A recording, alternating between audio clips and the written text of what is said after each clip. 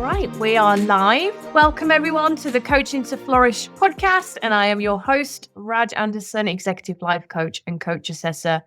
And I am here with John Andrew Williams, who is the founder of Coach Training EDU. We are going to be picking up demos again today.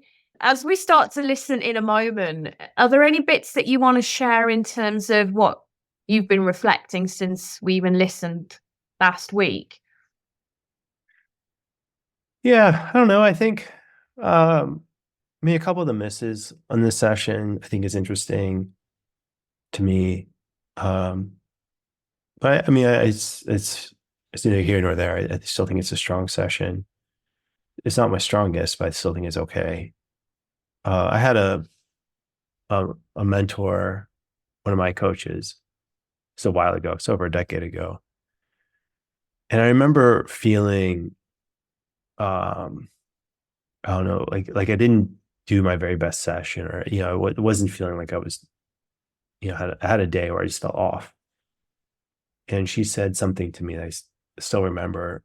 It was along the lines of, when people they're hiring you to be a coach, they're not hiring you to be your absolute best all the time. Like that's just not possible. They're hiring you to be you as a human. And sometimes you'll have good days, sometimes bad days, but it's not like you can't expect superhuman when you're doing this stuff. And I mean, I think it makes sense.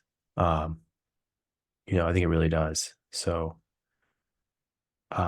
you can't expect perfection every time. And I think that actually gets in the way. So that's been one of my biggest reflections on this. Thanks for sharing, John. You can't expect perfection every time, and we are human beings. And as I'm listening to you, I'm also thinking perhaps sometimes, we might distort what value add is, right? What we might think is value add in a coaching session, it could be completely different for the client in terms of their takeaways, because they don't know the question that you could have asked, or so it doesn't mean that progress or change or shifts aren't going to happen. Right.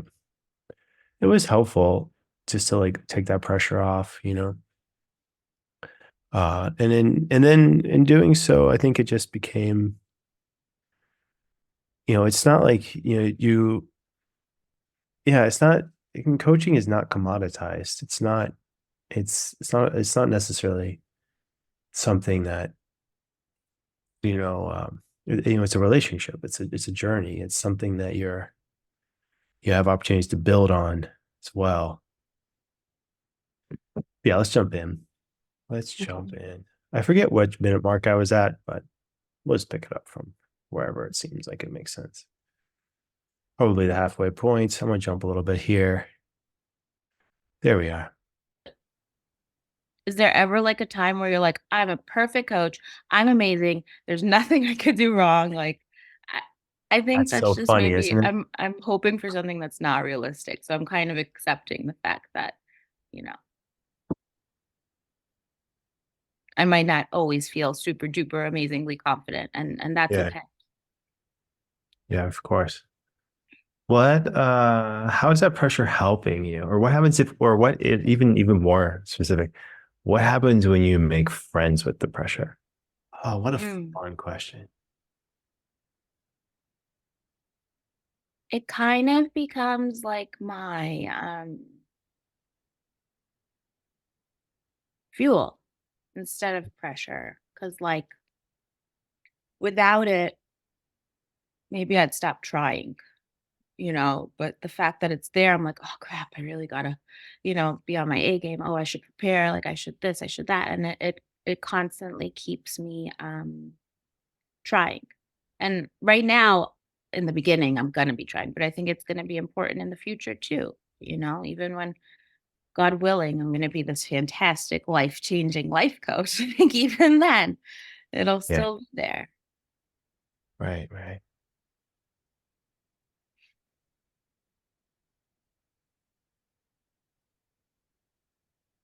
have this question. I can't shake it, so I'm just going to roll it out. Why are you still holding on to the ick of sales? There we go. Finally, we get there.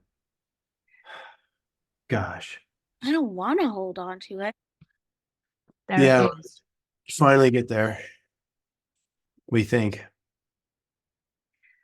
I think that was courageous. You came in with that kind of direct, more of that prickly kind of question. I'm curious as to why you brought it in at that moment. What do you think was happening for you? Well, I mean, that preamble is fascinating to me. Normally, I don't like it when I'm listening to other people coach or myself coach. I don't think we need to give the reasons for our questions every time. Mhm. Actually, I don't like it. Um, I think for me, it's fascinating, like listening to it now. My inner guideline on it is if I have a question and I can't shake it after 2 or 3 questions, I'll ask it. Even if I feel like it's not the most optimal question. Here, I feel like that was the most optimal question. That's a question I could have asked minute mark 5, but now we're minute mark 15 and I'm finally getting to the meat and potatoes of this session.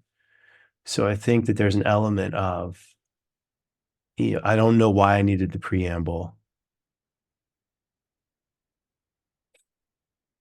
I don't know. I mean, I could go super harsh on myself, but whatever. How long did that take? 10 seconds, not even 10 seconds, 5 seconds, maybe.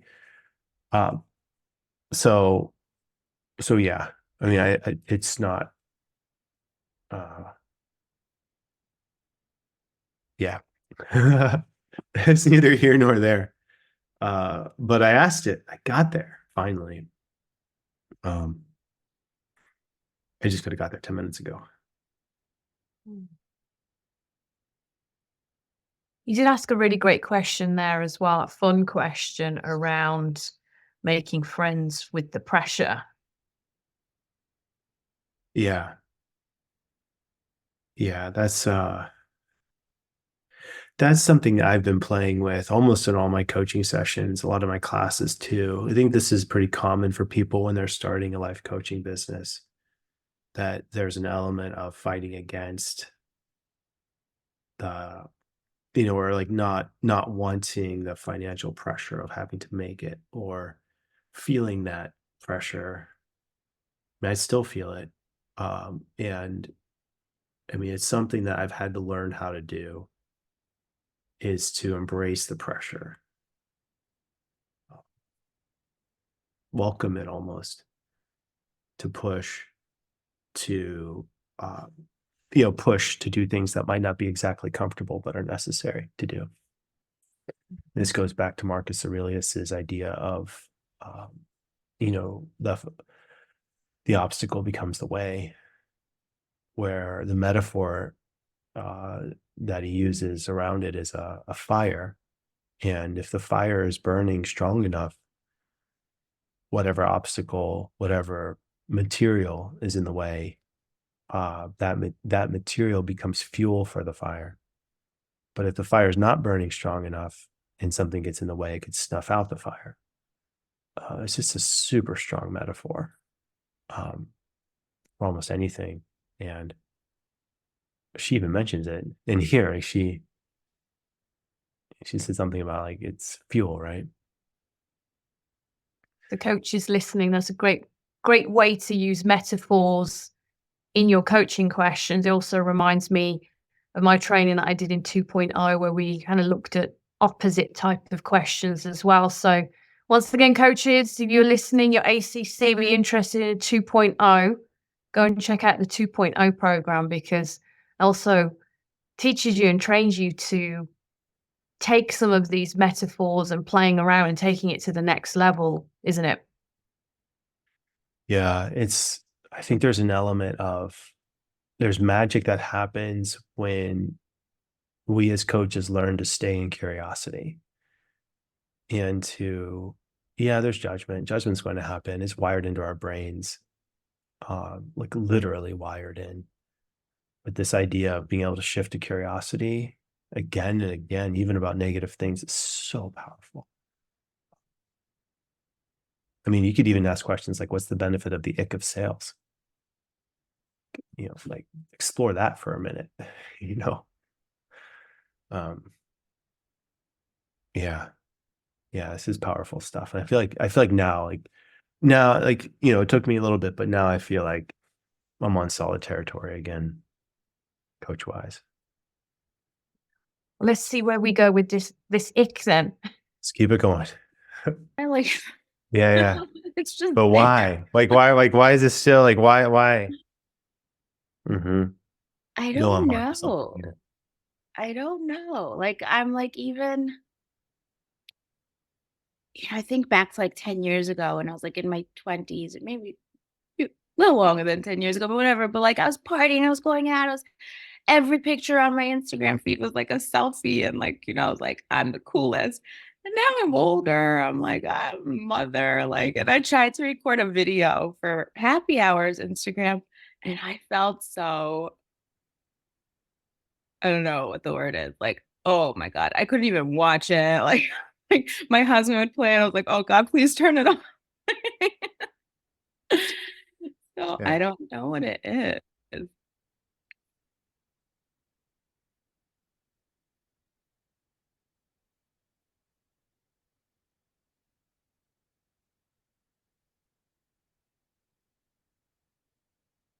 What happens when you make the sales not about you?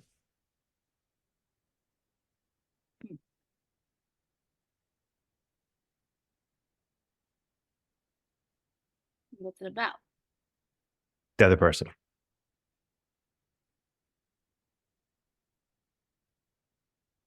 I don't know. I haven't thought about it. Let's go there. Go there. What happens? Here we go. Feels better. Feels better. Um, well, yeah, that changes things. So, Keep going. Yeah.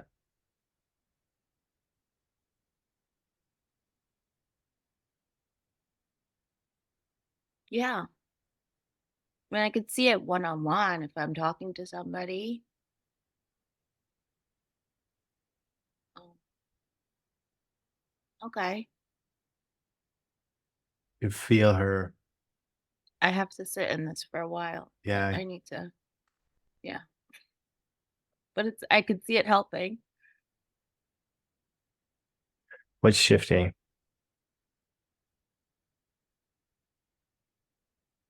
The attention is not on me. It's on the other person, which makes it a little less salesy and more like helping. This is for you type of thing. Yeah.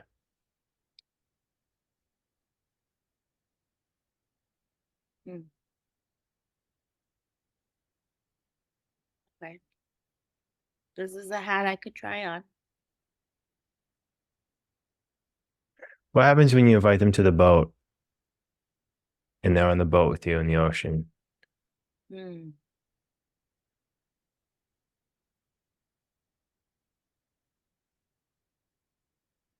Oh, they love it. They want to jump Yeah. in the water. Yeah. What do they experience? Carefreeness, happiness, uh, just lightness. Yeah. Yeah. How are you doing? How am I doing? Yeah. Good. Good. I wish it was the type of thing where I could just like immediately Yeah. Immediately what? just snap into that, like this isn't about me, this is about you. Yeah. But it's definitely something I could sit with. So what's there's emotion there with almost like a snap. Let's do it. Let's snap in. I'm there. Yeah, try it. Try it. Try it.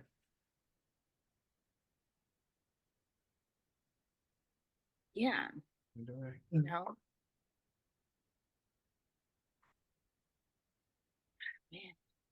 Yeah, you're Hard. doing it. Hard. Yeah, what's there? What's there on the other side? When you go over there, fully over there. Question is, why are you holding back that peace and joy and lightness from potential clients? Yeah.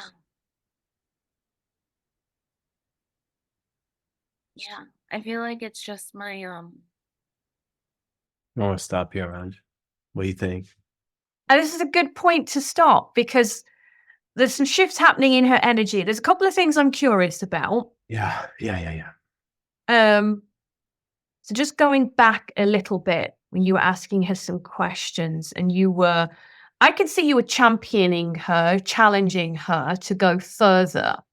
But I'm curious how a newer coach might say, was that leading? What's the difference there? That is a good question. I don't feel like it's leading, but I could see where it could seem that way. But why? Why would I feel like that's not leading? Because it is somewhat, right?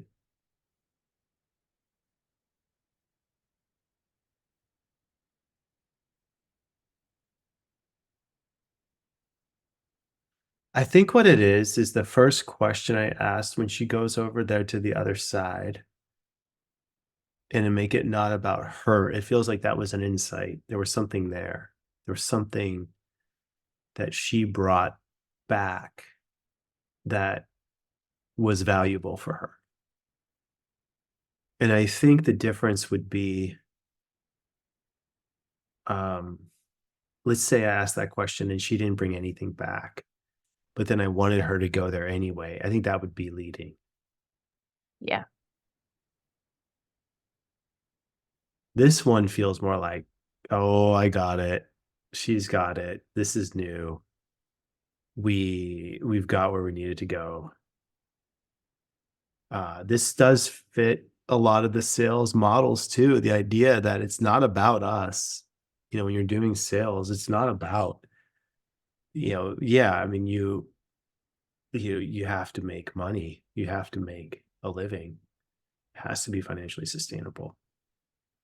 But in the sales process, it's not about the person making the sale. It's about the person buying it. Does this make sense in their life or not?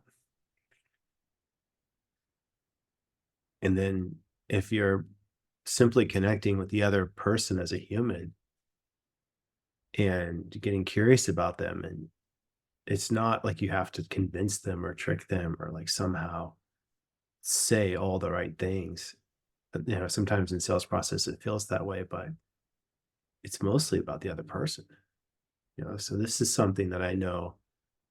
This is something that I know from having basically been a full-time entrepreneurship since 2008. And yeah, I mean, do I know a lot about this domain? Sure. Am I asking questions based on my knowledge? Sure.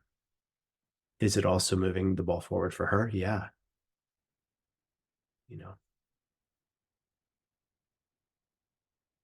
I would like to be more directive here, or I think this is an opportunity for me to tell her, like, let's capture this thought of like what I'm wanting is like a physical thing where she can really go, okay, let's snap into it. Like, let's actually snap into this idea of empathetic sales, empathetic conversation. There's a resistance here to it. And I'm fascinated by this resistance. Part of me doesn't even want this resistance to go away really, immediately, but there's something here, something really valuable for her to explore.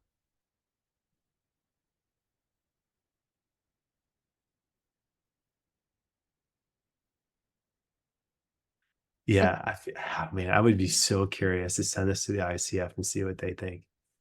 If they think this is MCC level or not, I don't know. I'd be really curious. Well, I do want to point out as well, coaches who are listening to this, you are very subtly bringing in different tools. You might not be, you're not saying explicitly, I'm bringing in this tool, but you're bringing in metaphors. Right. You are, by moving into talking about the snap here, creating reminder and associations. These are all tools we learn in training. even around it not being about her, arguably here could be around the motivation tool and how we are intrinsic or extrinsically motivated. So you are very subtly and without being explicit about it, bringing in a number of different tools here that we learn in coach training. So just wanted to point that out to coaches. There's sometimes might feel under pressure of how do I introduce a tool, or do I need to overly explain? All right, I'm going into metaphors now. You're demonstrating how you just can weave it in through the coaching questioning process. Yeah, I think we just have a couple minutes left of it. We just have a couple minutes left of the recording. Let's go do that. I'm gonna get some more tea. But yeah, I mean, it's right on, Raj. I feel like I feel like now this is like coaching flex time. It's like each topic feels like here's another flex, here's another flex. It's just like almost like a tour de force of questions. Let's see how she takes it. It's my old way of thinking that I'm just applying to others, where like this is just a person trying to make money. There you go.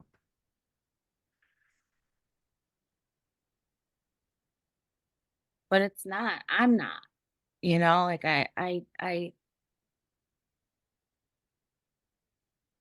yeah, I think I just need to keep reminding myself that this isn't just about, money. This is about I found this awesome thing that I also thought didn't work, and maybe you don't know enough about it, maybe you don't think it works, but try it. Like I want to show it to you. Mm-hmm. Feel that energy. Oh my goodness, such a different energy. Yeah. What's possible from this perspective? There we go. A lot more. Yeah. A lot more. And What's yeah. that step? Yeah, what's that step that from here that you're wanting to take in the next couple weeks?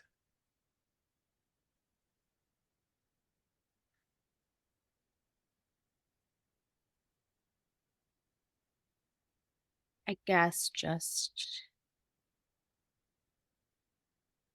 talk to more people about it and maybe ask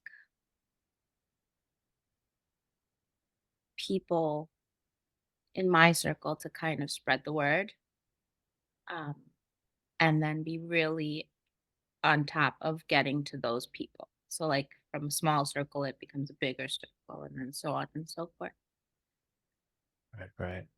Yeah, like I even feel weird like asking like my close friends to like promote me, and the funny thing is a lot of them said like, "Hey, like let me know how I," and I'm like, Right. I'll let you know." you know? So you're gonna let them know today? I'm-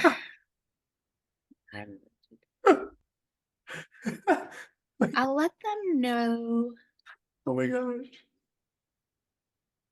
by Sunday. That's like a doable.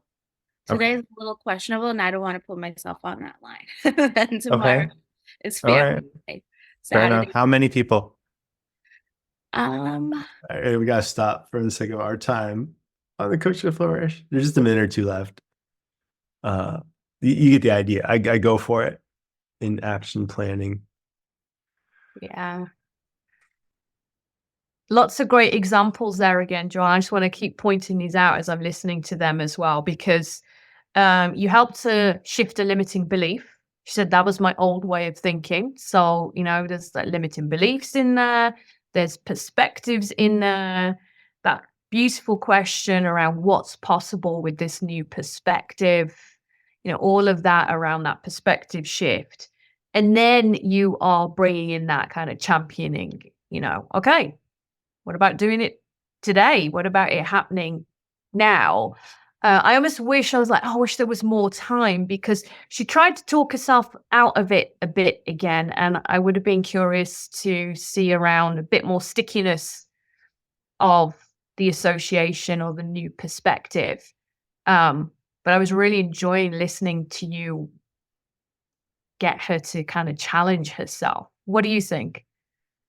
Yeah, I think this is, I mean, this at this point, it feels pretty much like textbook to me.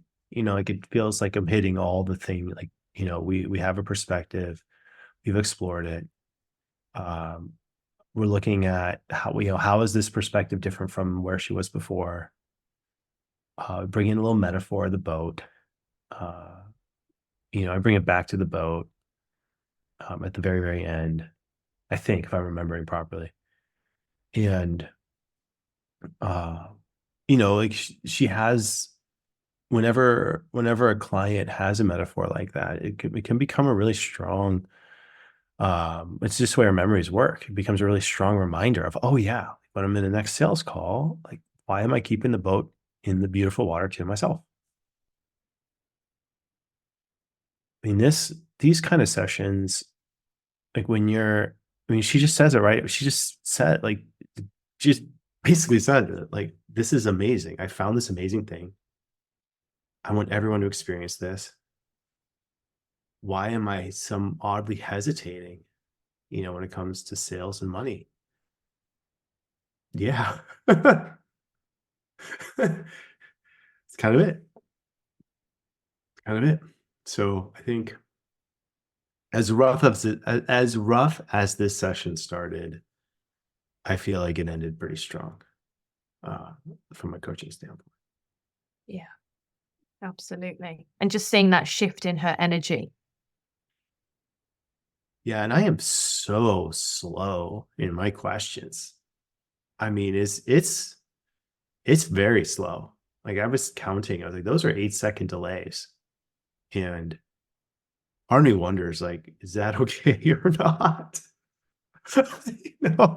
Have I found the limits of pause or not pause, or am I just that comfortable that I'm not even rushing my own thought? I mean, I'm not even rushing it in any way at all. Like there's no hurry in that pause. Uh, I mean, is it just that I've done it so long that I don't know. Who knows? That's my biggest takeaway. Like, is that okay? And it didn't feel uncomfortable listening to it. I mean, I've always said this before. I'm like, if you want to learn to pause, you've got to listen to John. Like, you are the master of pause. That's where I learned it from myself. I used to feel uncomfortable with really long pauses. Yet when I see it demonstrated in that way, it doesn't feel uncomfortable. And you can just see when you are comfortable, you're creating that comfortable space for the client with that pause as well. Thank you, John. Thank you for being here, even though you're not very well. And we reflected on past John and current John, and which is informing future John. Any last words of wisdom you have for us, John, before we let you go? Just so appreciative of you, Raj, and the whole thing, holding space, making this, letting me process this. And I think these questions, I think what this podcast is evolving into, and I can see it evolving even more, is almost an exploration of what does it even mean to coach? Like what does this process look like? And I'll be curious. So I know we get other people in here, watching other coaching demos. I'll be curious to see how it evolves, the understanding of what we're up to. But I think that the primary question that we're aiming to ask in this is a strong one.